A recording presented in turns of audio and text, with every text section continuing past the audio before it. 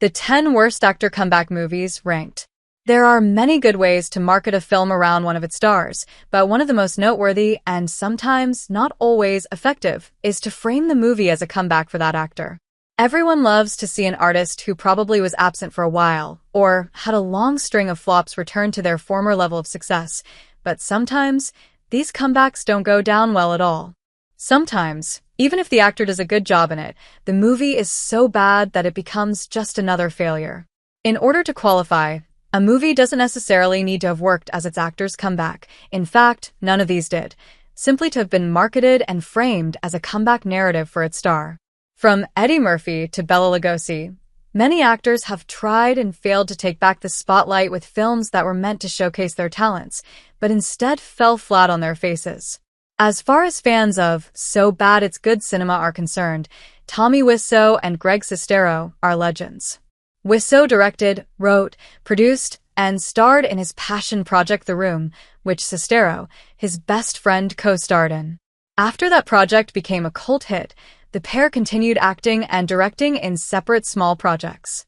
It was 2017's Best F. R. Iends, Volume 1, written by Sestero, that finally brought the pair back together in a high-profile project. Well, high-profile for Wiseau and Sestero standards, at least. In it, when a drifter befriends a quirky mortician, an unlikely business partnership blooms. People looking for a film as unbelievably terrible as The Room will be disappointed, but fans of the cult classic will be delighted to see this dynamic duo reunited after such a long time. Best F. R. Iends is actually a surprisingly not awful movie. Its sequel, Volume 2, slightly less so, but partly as a result of that, it lacks the cult appeal that would have been necessary for it to work as an effective comeback. Wiseau's latest project, also starring Sestero, Big Shark, works a lot better in that sense. Charlie's Angels, Full Throttle, 2003. Right now, Demi Moore is the woman of the hour thanks to her highly successful comeback role in the phenomenal body horror film The Substance. That wasn't the case back in 2003, when the sequel to 2000's Charlie's Angels, subtitled Full Throttle, was framed as a comeback role for Moore, but didn't really work. In this spy adventure, the Angels investigate a series of murders which occur after the theft of a witness protection profile database. Moore played the film's antagonist, a former angel planning to sell sensitive information to crime rings. The actress, who was one of the biggest stars of the 80s and 90s but had been going through a short series of flops for a while, was supposed to be returning to her glory days after a brief low-profile period since 1997's G.I. Jane. Demi Moore steals the movie with a seductive performance that's way too good for the poor material she's given. In the end, Full Throttle proved to be just another failure in a string of failures that would last for a solid while longer. 3 Days to Kill, 2014. In 2014, it had been 6 years since Kevin Costner, once upon a time one of Hollywood's biggest leading men, had starred in a leading role in a film. Likewise, it had been even longer since his last truly great action project. 3 Days to Kill was supposed to break that bad streak. It's a dark comedy about a dying CIA agent who, while trying to reconnect with his estranged daughter, is offered a drug that could save his life in exchange for one last job. Instead of re-establishing Costner as an action star for the 21st century, 3 Days to Kill is one of the dullest action movies of the 2010s. Mediocre action and boring family drama aren't exactly a good combo for a movie so focused on both.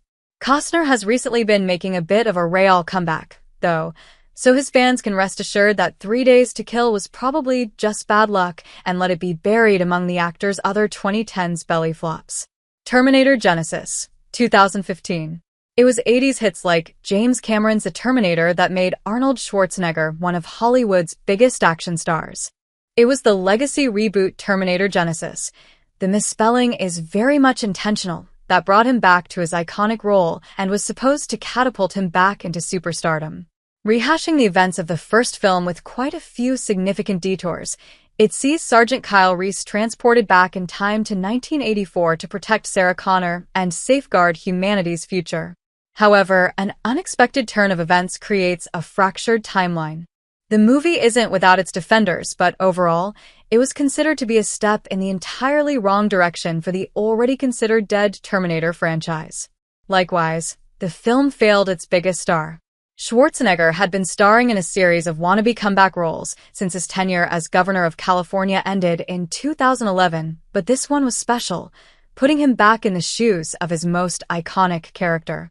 Even still, Genisys didn't really have much of an effect on the actor's career. Poorly written, poorly directed, and with action scenes that aren't particularly engaging, it let down the vast majority of fans of the franchise. Coming to America, 2021. Once, Eddie Murphy was one of the biggest comedians in Hollywood, starring in some of the best comedies of the 80s and 90s. That gradually started changing, and in the 21st century, he's had many more flops than successes. An attempt at reinvigorating the public's trust in his projects, though, came in 2021's sequel to Coming to America, titled Coming to America. It's about the African monarch Akeem learning that he has a long-lost son in the U.S. So, he must return to America to meet this unexpected heir and build a relationship with him. While the original is one of Murphy's most celebrated roles and one of the funniest movies of the 80s, its sequel isn't. It was supposed to be a return to form for Murphy. Instead, it's one of the most forgettable comedies of recent years. Murphy and Arsenio Hall feel like they're not really trying, and the boring material they're given certainly doesn't help. While the successful 2019 hit Dolomite Is My Name seemed to be Murphy's comeback film, it seems that fans will have to wait a little longer for something to actually stick. Driven, 2001. Sylvester Stallone's comeback. The great Sylvester Stallone, one of the biggest and best-known underdog stories in Hollywood history, needs no introduction to people familiar with his older work. If someone only knew his more modern projects, on the other hand, they might not have as clear of an idea of who this legend is. That was supposed to change with 2001's Driven, a motorsport drama where a former kart champion is called in to guide a young hotshot driver coming apart at the seams. Driven is definitely not one of Stallone's best films. The script, co-penned by Stallone, shows promise. However, the editing and Rennie Harlin's direction bring the whole thing down. Characters feel undercooked, the story isn't engaging, the atrocious CGI makes the racing scenes unwatchable, and the inaccuracy of the whole thing will make racing fans want to stop watching immediately. While films like Creed and Creed 2, and shows like The Family Stallone and The Tulsa King have definitely brought Stallone back into the mainstream, followers of his back at the turn of the century might have been less hopeful. The Canyons, 2013. Lindsay Lohan's comeback. Since her breakout role in Disney's The Parent Trap, Lindsay Lohan became one of the most successful and beloved young stars in Hollywood. Like all too many child stars, though, drug and alcohol problems brought her fame to a halt. It wasn't until the early 2010s that she started getting bigger roles again. One such role was her first foray into the world of dark indie cinema in Paul Schrader's The Canyons. It's an erotic thriller where an LA trust fund kid with ties to Hollywood learns of an affair between his girlfriend and the lead of a film he's working on. His cruel mind games escalate into an act of bloody violence. Lohan has actually had a number of comeback movies over the years, including the most recent, Falling for Christmas, an actually pretty okay Christmas movie by Hallmark standards, but this is by far her worst and least effective. As her attempt at a very different kind of role from the ones viewers had grown used to seeing her in, The Canyons was neatly wrapped up in a comeback narrative for Lohan that ultimately didn't work. Despite its great director, this erotic thriller is neither erotic nor thrilling in any way. The Love Guru, 2008. Mike Myers' comeback. Mike Myers' sense of humor is certainly not for everyone, but the comedic mind behind classics as big as Wayne's World and Austin Powers deserves some credit even from his detractors. However, after 2003's The Cat in the Hat received a rather undeserved, terrible reputation, it took the actor 5 years to return to a live-action project. The Love Guru was meant to be Myers' return to form, following an American man raised by gurus outside the U.S. who has to return home to break into the self-help business. Instead of redeeming Myers, The Love Guru became his most universally derided film, which it arguably still is. Critics and audiences alike hated the juvenile, crass humor, the complete lack of clever satire in favor of lowest-hanging fruit jokes, and an absence of creativity that was pretty shocking by Meyer's standards. To this day, the actor is still struggling to recuperate from this absolute bomb. Plan 9 from Outer Space, 1957. Bela Lugosi's comeback. When it comes to the question of who the absolute worst filmmaker of all time is, the answer that's bound to come up the most is Ed Wood Jr., the master of low-budget, so-bad-they're-good-be pictures. Such a cult hit that Tim Burton made a movie about him in 1994, Wood made many delightful fiascos throughout his career. Universally agreed to be his most ludicrous, Plan 9 from Outer Space is the worst movie of all time according to many people.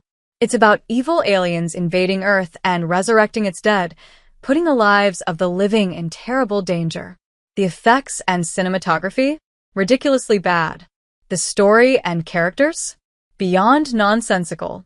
The film's abysmal quality in absolutely every sense? Absolutely hilarious and thoroughly enjoyable. And last but not least, the performances? Some of the worst of all time, including that of horror movie icon Bela Lugosi, who played Universal's Dracula in 1931. Lugosi, a washed-up has-been in the 50s, was a dear friend of Wood, who wrote a bafflingly pointless role in Plan 9 with the sole purpose of it serving as a comeback vehicle for his friend. Partly because Lugosi sadly passed away before the movie was completed, and partly because the movie is just not good. This didn't work. However, it certainly ensured Lugosi's enshrinement in the annals of cult cinema history. Peter 5-8, 2024. Kevin Spacey's comeback. If it feels like you've never even heard of Peter 5-8, that's probably because no one saw it. It grossed less than $100,000 internationally. A name people should certainly be familiar with, though, is Kevin Spacey's. After both the public and Hollywood blacklisted him following the allegations of sexual misconduct he was the target of in 2017, he has since been acquitted. He disappeared from the screen until this year, when he starred in Peter 5-8. It's a non-thrilling thriller about a real estate agent from a small town with a big alcohol problem and a dark secret. One day, a charismatic man in black shows up and starts making her life tortuous. While it may not be as technically bad as Plan 9, its meta comments on cancel culture are bafflingly tone-deaf and, unlike Ed Wood's magnum opus, it has zero entertainment, let alone rewatch value. Poor pacing, stupid dialogue, hammy performances, including Spacey's, which lacks the gravitas and intimidation that made him popular, and a tone that very poorly tries and fails to imitate classic noir B pictures are but a few of the elements that make Peter 5-8 dull and unexciting. As far as actor comebacks go, this is not how anyone wants theirs to go.